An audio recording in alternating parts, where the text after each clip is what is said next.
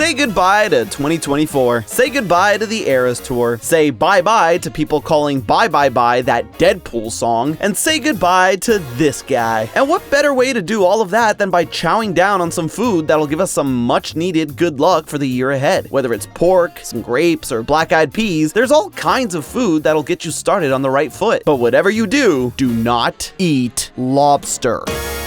Hello Internet, welcome to Food Theory, the only show that'll bring you good luck in the new year. But only if you click that subscribe button. The faster you do it, the more luck. If you do it now, you'll even get 2 lucks for the click of 1. Unbeatable deal, honestly. Especially because that's what New Year's is all about. Looking to the future, hoping for the best, and throwing Gatsby parties left and right as people completely forgot what that book was actually about. And even though it's not normally seen as much of a food holiday as, say, Christmas or Thanksgiving, New Year's is chock full of food traditions. It might be eating things like pickled herring, or, and forgive the absolute butchering here, kransekage if you're from Denmark and Norway. Or the one that I personally grew up with in a Latin household, eating 12 grapes at midnight, one for every month of the year ahead. It's hard. It's harder than it sounds. You need to do it in time with the chiming of the bell in Madrid, or approximately 1 grape every 3 seconds. And if you don't get them all down in time, it's bad luck. What can I say? We're all about high risk, high reward. But something you don't hear people talking about often on New Year's is what foods to avoid. I mean, it makes sense. If there's good luck foods, there have to be some bad luck foods, right? And if there are, which one is the unluckiest? The food you should run away from at all costs? Well, I'm not one to bury the lead. Like I told you at the very beginning, it's lobster. And by the end of this video, you'll know why you should take any lobster you see at a New Year's feast and yeet it out the window. I should say that I'm not encouraging you to do that at all. Lobster is expensive, and whoever cooked it went through a lot of trouble. So I stress, I'm not actually recommending you go yeeting lobsters. I would, however, find it hilarious. A lot of the foods people eat come from a place of superstition or tradition more than a place of hard science. After all, it'd be pretty hard to quantify luck for a legitimate scientific experiment. So logically, the first step in finding our unluckiest food is to break down the symbolism of good ones and flip them on their heads to find the bad. But we can't just rely on superstition here, dang it. We're gonna take it a step further and find out why lobster is our winner, or loser, I guess, using old school science and theorizing. Sciencerizing, theorience, scythencerizing. Nailed it! But no matter what you decide to eat to rein in the new year, make sure you do it with our sponsor for today's episode, Yazio. Yazio is a simple app that helps you track your calories, macros, and helps you be as informed and in control as possible when it comes to your nutrition. But simple doesn't mean it's not full of useful features. While the basic functions are free, Yazio Pro gives you access to over 2,500 recipes and lets you create grocery lists so you're not constantly swiping back and forth between apps and windows to remember what you need to buy for the 3 New Year's party potlucks you have to cook dishes for.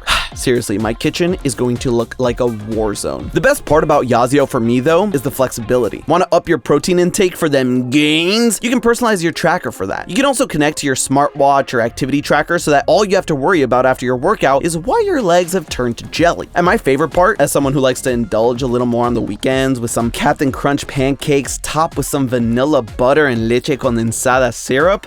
What was I talking about? Oh yeah, Yazio lets you set flexible calorie goals on the weekend so that you can enjoy yourself and life and delicious culinary delights. So take your nutrition into your own hands by downloading Yazio, and by using my link yazio.me/foodtheorist in the description below, you can get 50% off Yazio Pro for an entire year after a free 7-day trial so that you can take full advantage of the app and see for yourself just how great it is. That's yazio.me/food-theorist, or use the QR code on screen now. Thank you again, Yazio, and while you're downloading that, let's get back on track. See what I did there? Because you track your food.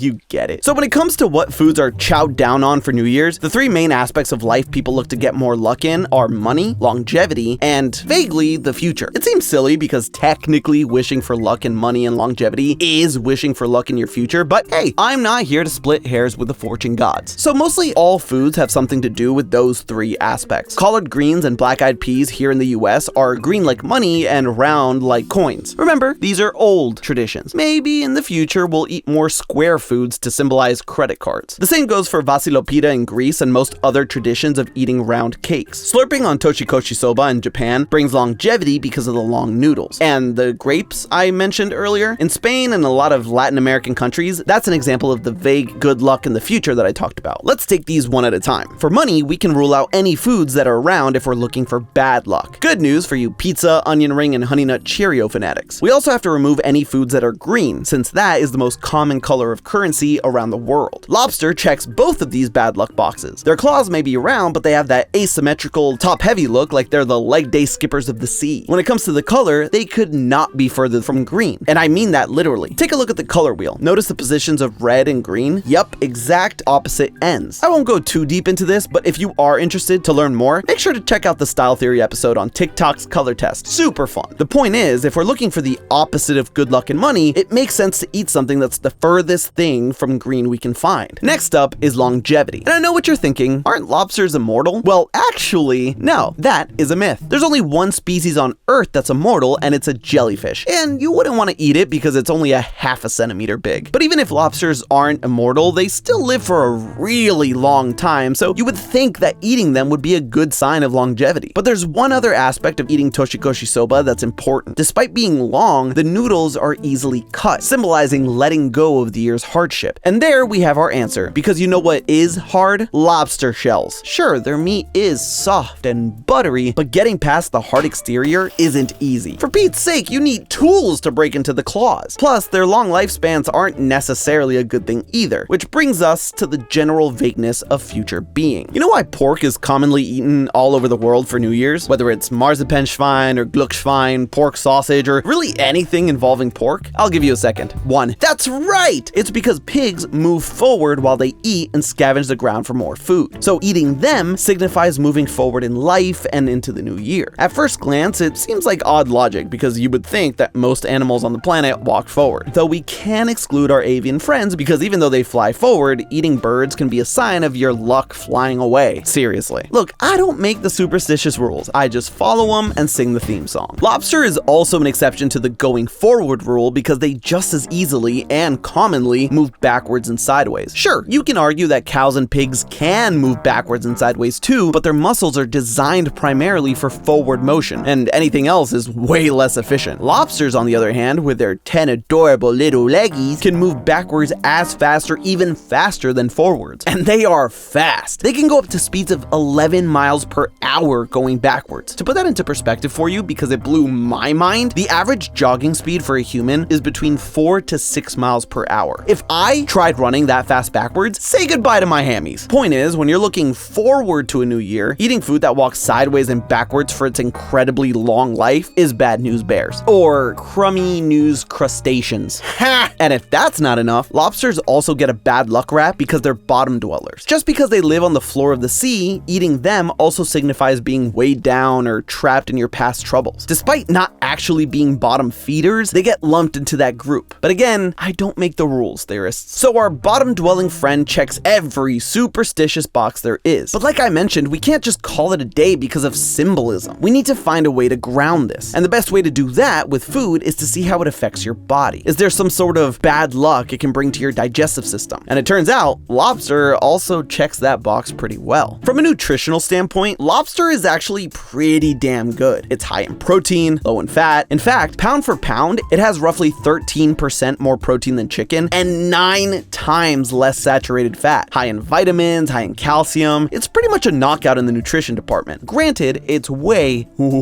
better just smothered in butter, but by itself, it's very good for you too. So, no luck there. Well, no bad luck anyway. But all hope isn't lost because lobster is finicky in so many other ways. For one, depending on where it's caught, the water pollution in areas can contaminate the lobster with lead or mercury, leading to heavy metal poisoning. Second, it is extremely perishable. So if it's not handled properly, it can be contaminated with all sorts of harmful bacteria, like Salmonella or Listeria monocytogenes. And anything with that many syllables can't be good for you. And spoilers, it's not. Listeriosis comes with muscle flakes, fever, and diarrhea. And if you're someone that's getting your lobster from one of those tanks that anyone can just walk by, where kids are tapping the glass and sticking their gross little fingers in and swirling the water around, diarrhea might very well be in your future. Even worse is if you're not the one cooking and you accidentally eat a piece of undercooked contaminated lobster. It would be pretty bad luck for that to happen to you, but hey, doesn't that check this box just perfectly? There's one final bad luck thing associated with lobster, and some of you may have been thinking this the entire episode so far: allergies. Lobsters are highly allergenic. A shellfish allergy is one of the most common types of allergies out there, next to peanut allergies and being intolerant to Tom. But the worst thing about shellfish allergies is that over half of the people who do have them experience their first reaction as adults. Part of the reason is because kids don't typically eat all that much shellfish to begin with, but it also happens because your body can develop allergies later in life too. So you might have loved eating lobster throughout your childhood, if that was a thing your parents fed you regularly, and then you decide to bring in the new year after you turn 25 and biggity bam, suddenly you're going into anaphylactic shock. Not the best start to a fresh new year. With that, we've checked every single symbolic and physical bad luck box we could find with our clawed friends. And when you're out shopping for your New Year's meal or out and about at a ridiculous Gatsby party, now you know to yeet that lobster with all your might. Of course, if you're not superstitious and don't buy into that good luck, bad luck food stuff, go ahead and chow down. Sure, it can be contaminated, undercooked, and you may have developed a fresh new allergy since the last time you ate it, but you just have to ask yourself one question: do you feel lucky? But hey, that's just a theory. A food theory. Happy New Year.